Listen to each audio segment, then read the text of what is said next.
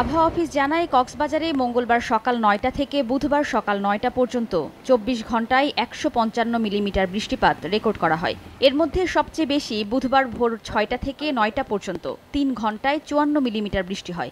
অতিবৃষ্টিতে marine ড্রাইভের প্রবেশমুখের পাশাপাশি Sugandha, seagull ও Laboni point সহ শহরের বেশ কিছু রাস্তায় জলাবদ্ধতা সৃষ্টি হয়। বৈরী আবহাওয়ায় হোটেলে আটকা পড়েছেন পর্যটকরা, আর দুর্ভোগ চরমে পৌঁছেছে স্থানীয়দের। বৃষ্টির মধ্যে এখানে রাস্তার মধ্যে পানি জমে গেছে অনেক, এখানে আমরা হাঁটতে পারতেছি না। আমরা যে নামাজ পড়তে যাই খাসারা পানির থেকে অনেক কষ্ট করে।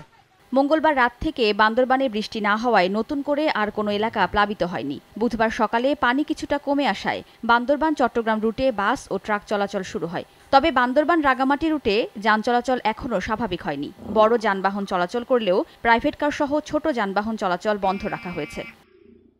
ওয়াহিদা স্বপ্না, সময় সংবাদ।